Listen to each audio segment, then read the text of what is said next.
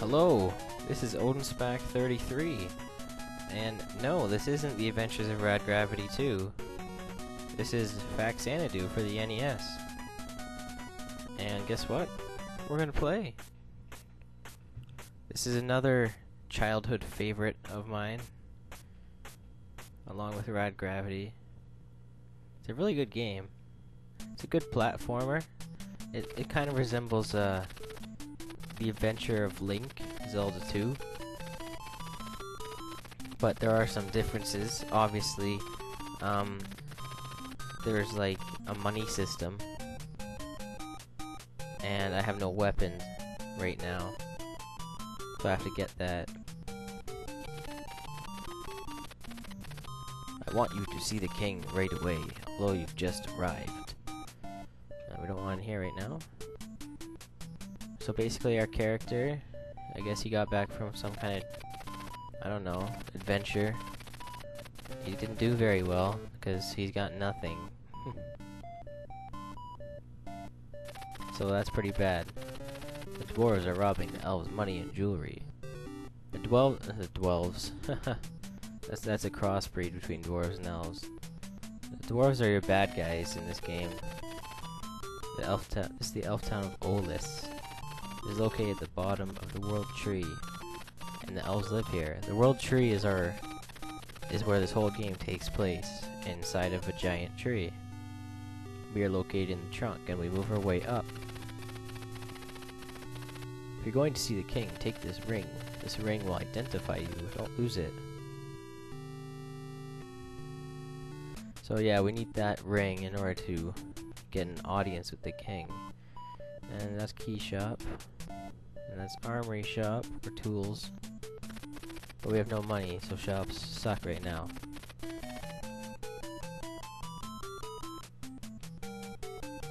That's a dwarf. I know what you're saying right now. You're like, that's not a dwarf, that's some Mario spiny ripoff. Well, it's not. The dwarves are like mutated. Like, you'll see as we progress. Glad you could come. Disaster has befallen us. The elf fountain and water, our life source, has stopped. The wells are drying up. Many men went out and nobody came back. You are our last hope. I shall give you 1,500 golds. Not gold, golds. Prepare for your journey with this money. It will be a dangerous journey. Take care of yourself. Yeah, so we got cash money, which is good. So that's the plot of the game. So you don't have to actually own it, although you should own it if you're playing it. Because how could you play it without owning it or renting it, right? Man, if there's a place that still rents NES games, they're all awesome. Like, I wish I could walk into Blockbuster and be like, yeah, I want to rent Legend of Zelda, because I don't own it. I own the GameCube, like, collector's thing, and it had Zelda. That's about it. So yeah, this first part will be pretty boring, because there's no action. Well, there will be action. Like, I will be doing some fighting before this video is over. But there's not going to be any, like, dungeon crawling right now. That'll be the next video, for sure. See, this is like an RPG, too. If you notice our top bar there, we have a bunch of different little things there. Our green bar, which is our magic. Our pink bar, which represents our health. That E there, that represents our experience, which means nothing in this game. And I know what you're saying, you're like, well, why is it there then? Well, basically, if you're using passwords, then your experience level depicts how much money you get when you start again. Because I guess they couldn't, for some reason, save the amount of gold you had. So that's the idea behind that. Which is kind of dumb. Alright, you notice we just spent all of our money. That's because if you have no money, it's as if the town never saw you, because it has, I guess, bad programming, where they're like, well, no one's gonna think to spend all their money. So if we go back and talk to the king, then he's gonna, like, remember nothing, because either he has Alzheimer's, or he just feels bad that we spent all of our money. Or he thinks you're an idiot, and he's going to say the exact same thing again. But because I don't want to grind, I did this so that I could spend the least amount of time possible fighting, like, not fighting around, just going straight through the game. I don't want to fight around to get cash, because that's boring for you and it's boring for me. And everything in this town is the cheapest, like, anywhere in the game. So buying these keys that I bought, there's gonna be nowhere else, so I'm gonna be able to buy them for 100. So that works. So let's leave town. That's our first enemy that we're actually gonna take out. There is a mark of Jack by the keyhole. See, all the keys in the game are like poker cards. Well, face cards, I guess. Plus Joker and Ace. I don't know why they did that. It's kind of cool, I guess. There's also the rings that you get. Those also act as keys, like the ring of elf that I have.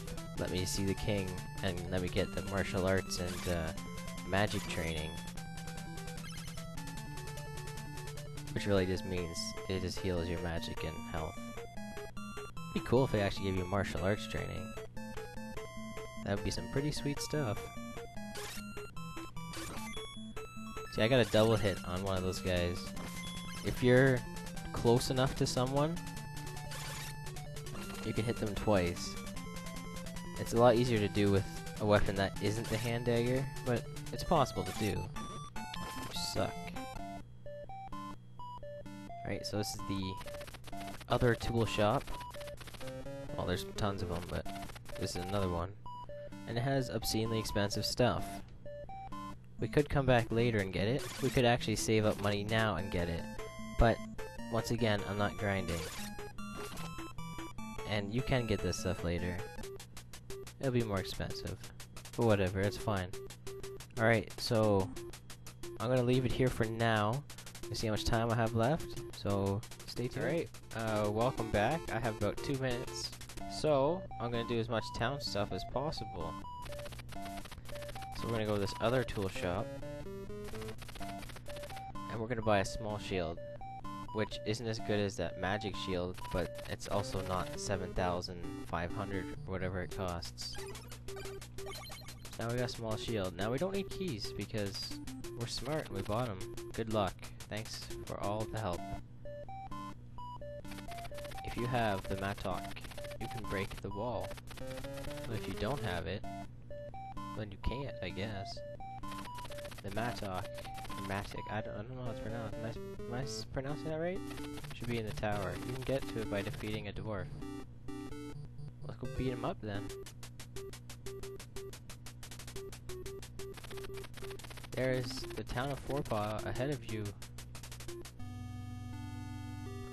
I'll talk to him because if I die, then like I don't want his password because that's pointless. But if I die, then I'll at least start here again.